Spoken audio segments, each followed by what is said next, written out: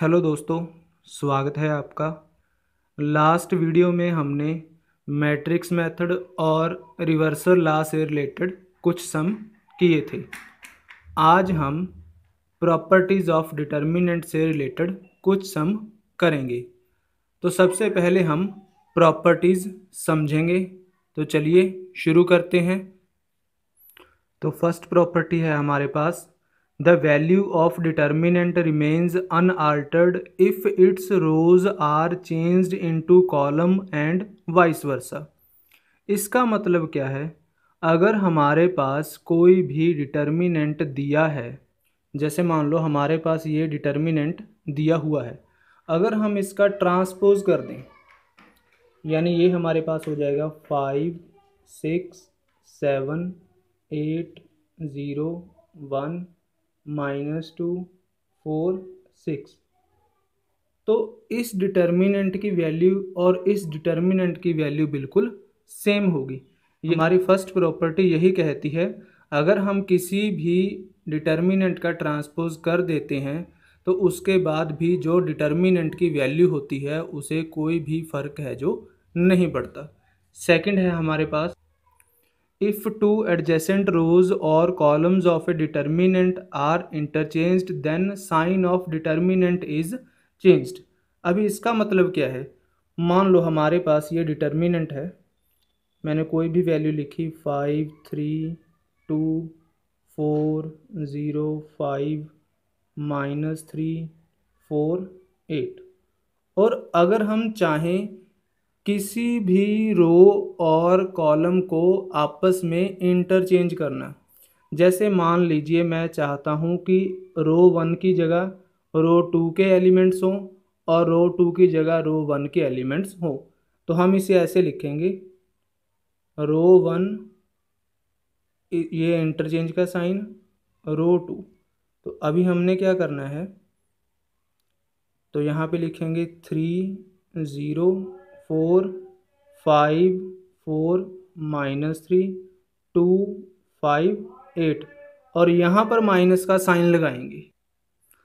तो यही हमारी सेकंड प्रॉपर्टी है, अगर हम किसी भी रोज़ या कॉलम को इंटरचेंज करते हैं तो डिटर्मिनेंट के बाहर माइनस का जो साइन है वो आ जाता है।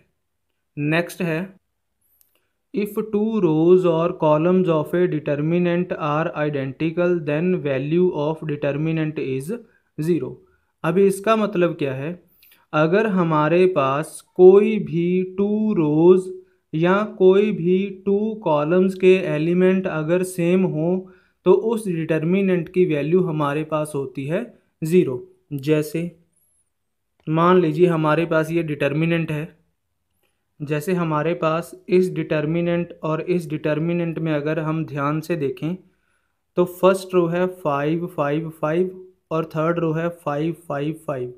तो फर्स्ट रो और थर्ड रो हमारे पास आइडेंटिकल है, इसलिए इस डिटर्मिनेंट की जो वैल्यू है वो हमारे पास 0 होगी। इसी तरह अगर हम इस डिटर्मिनेंट की बात करें तो इसमें जो हमारे पास फर्स्ट कॉलम है 1 2 3, उसी तरह थर्ड कॉलम 1 2 3, तो इस डिटर्मिनेंट की वैल्यू भी हमारे पास 0 होगी। नेक्स्ट है हमारे पास, इफ़ वन रो और one column of a determinant is 0 then value of determinant is 0। इसका मतलब क्या है, अगर हमारे पास किसी भी एक रो या एक कॉलम के सभी एलिमेंट 0 हो तब भी उस डिटर्मिनेंट की जो वैल्यू है वो हमारे पास 0 होती है। जैसे हमारे पास ये डिटर्मिनेंट है 0 0 0 1 2 3 -5 4 2। तो इस डिटर्मिनेंट की जो फर्स्ट रो है उसके सभी एलिमेंट 0 हैं, तो इसलिए इस डिटर्मिनेंट की जो वैल्यू है वो हमारे पास 0 होगी। कभी कभी हमारे पास कुछ सम ऐसे होते हैं जिनमें हमें ऐसा बोल दिया जाता है कि विदाउट एक्सपेंडिंग प्रूफ करो कि ये डिटर्मिनेंट की जो वैल्यू है वो वैनिश है या ज़ीरो है। तो जब इस प्रकार के सम हमारे पास आते हैं तो हम ज़्यादातर इन टू टाइप्स की प्रॉपर्टीज़ का यूज़ करते हैं। तो जब हमें ऐसे वैनिश प्रूफ करने को कहा जाएगा तो हम क्या करेंगे, कोई भी 2 रोज़ या 2 कॉलम सेम बनाएंगे या फिर किसी भी एक रो या कॉलम के सभी एलिमेंट्स को 0 बनाएंगे। इसके अलावा जैसे हमने एलिमेंट्री ट्रांसफॉर्मेशंस में ऑपरेशन अप्लाई किए थे, उसी प्रकार से सभी ऑपरेशंस है जो इन सम्स में भी अप्लाई करेंगे। तो चलिए एक सम से शुरुआत करते हैं। जैसे हमारे पास ये डिटर्मिनेंट दिया हुआ है और हमें इसमें बोला गया है कि विदाउट एक्सपेंडिंग इसे प्रूफ करें कि इस डिटर्मिनेंट की जो वैल्यू है वो 0 है। तो सबसे पहले हम क्या करेंगे, इसे डेल्टा लेट कर लेंगे।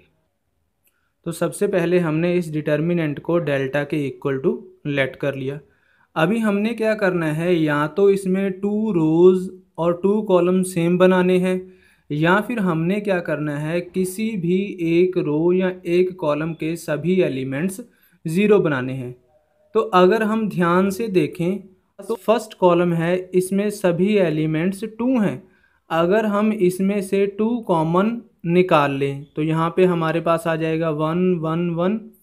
और उसी तरह अगर हम कॉलम 3 में देखें तो हमारे पास ABC, ये भी ABC, ये भी ABC। अगर हम इसमें से ABC कॉमन निकाल लें तो यहाँ पर भी 1 1 1 और यहाँ पर भी 1 1 1। तो हमारा फर्स्ट कॉलम और थर्ड कॉलम सेम हो जाएंगे। तो इस तरह हमारे डिटर्मिनेंट की वैल्यू है जो वो 0 हो जाएगी। तो हम इसी प्रोसेस को फॉलो करेंगे। तो अभी हम क्या लिखेंगे, taking common 2 from C1 and ABC from C3। तो जैसे हमने ये लिखा तो यहाँ पे हो जाएगा delta is equal to 2ABC। तो जब हमने वह कॉमन निकाला तो यहाँ पर 1 1 1 ABC 1 1 1। तो 2ABC एज इट इज़ लिखेंगे और इस डिटर्मिनेंट की वैल्यू हम 0 लिखेंगे, क्योंकि अभी हमने प्रॉपर्टी रीड करी थी कि अगर कोई भी 2 कॉलम या 2 रोज़ सेम हो जाएं तो डिटर्मिनेंट की वैल्यू 0 होती है। तो इसमें अगर देखें तो C1 और C3 बिल्कुल सेम है, इसलिए इनकी जो वैल्यू है वो हमारे पास 0 होगी। तो 2ABC को 0 के साथ मल्टीप्लाई करेंगे तो 0। तो इस प्रकार हमारा जो डिटर्मिनेंट का आंसर है वो 0 आ जाएगा। तो हमारे पास ये एक और स्टेटमेंट है, इसको भी हमने विदाउट एक्सपेंडिंग प्रूफ करना है कि इसकी जो वैल्यू है वो 0 है। तो सबसे पहले हम क्या करेंगे, इसे लेट कर लेंगे डेल्टा। तो हमने इसे लेट कर लिया डेल्टा के इज इक्वल टू। अभी हम क्या करेंगे, या तो 2 रोज़ और कॉलम सेम बनाएंगे या फिर किसी भी एक रो और एक कॉलम की जो वैल्यू है वो सभी 0 बनाएंगे। अगर हम इसमें ऑपरेशन अप्लाई करें, ऐसे ऑपरेट करें R1 को R1 plus R2 plus R3। इसका मतलब क्या है, हमने क्या करना है, रो 1 की जगह पर R1 R2 और R3 तीनों का प्लस करके लिखना है। तो जब हम इन तीनों का प्लस करेंगे तो A के साथ A हमारा कैंसिल हो जाएगा, C के साथ C कैंसिल हो जाएगा और B के साथ B कैंसिल हो जाएगा। तो यहाँ पर हमारी वैल्यू 0 आ जाएगी। उसी तरह जब हम इनका प्लस करेंगे तो B के साथ B कैंसिल हो जाएगा, C के साथ C, A के साथ A। तो यहाँ पर भी हमारी वैल्यू 0 आ जाएगी। उसी तरह A के साथ हमारा A कैंसिल, B के साथ B, C के साथ C। तो हमारे पास डेल्टा की वैल्यू क्या आ जाएगी, यहाँ पे आ जाएगा 0 0 0। R2 और R3 के एलिमेंट हैं जो बिल्कुल सेम रह जाएंगे। तो हमारे पास ये वैल्यू आ चुकी है।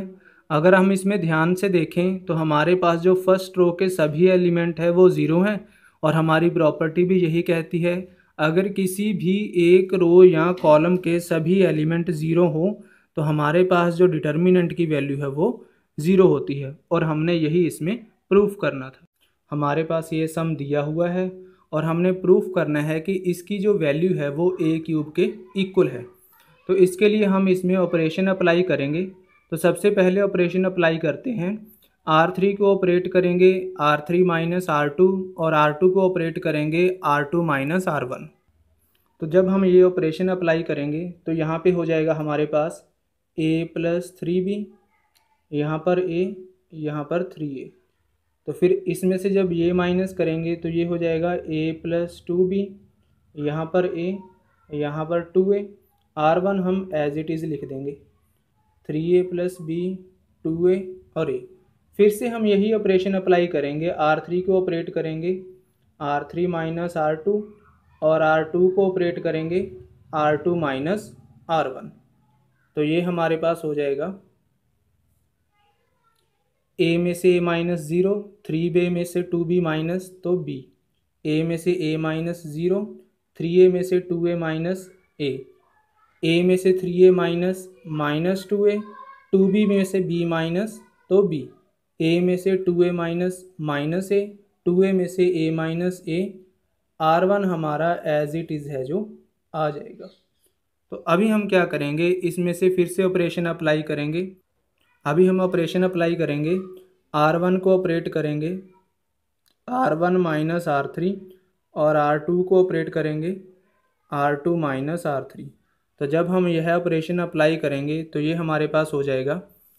तो 3a + b में से b माइनस करेंगे तो ये 3a हो जाएगा, 2a में से 0 माइनस करेंगे 2a, a में से a माइनस करेंगे तो 0। फिर r2 - r3 जब -2a + b में से b माइनस करेंगे तो ये हमारे पास -2a, -a में से 0 माइनस करेंगे -a माइनस a 0। तो ये हमारे पास b0 है। अभी हम क्या करेंगे, इसे एक्सपेंड कर देंगे C3 के अलोंग। तो लिखेंगे एक्सपेंडिंग अलोंग C3। तो जब हम C3 के अलोंग इसे एक्सपेंड करेंगे तो ये हमारे पास हो जाएगा, ये वैल्यू 0, ये वैल्यू भी 0, लिखने की ज़रूरत ही नहीं है। तो यहाँ पर हमारा a, इस कॉलम को और इस रो को हाइड करेंगे तो हमारे पास आएगा 3a - 2a, 2a - a। तो जब हम इसे सॉल्व करेंगे तो ये हमारे पास हो जाएगा -3a², इनका -4a², तो यहाँ पर प्लस हो जाएगा। तो ये हमारे पास होगा 4a² में से 3a² माइनस करेंगे तो a², और जब इनकी मल्टीप्लाई करेंगे तो ये हमारे पास आ जाएगा a³। और यही हमने प्रूफ करना था। आई होप ये आपको अच्छे से समझ आया होगा। तो नेक्स्ट वीडियो में भी हम कुछ प्रॉपर्टी से रिलेटेड सम करेंगे। इस वीडियो को अपने दोस्तों के साथ ज़्यादा से ज़्यादा शेयर कीजिए, लाइक कीजिए और चैनल को सब्सक्राइब कीजिए। तो मिलते हैं अगली वीडियो में, तब तक के लिए टेक केयर।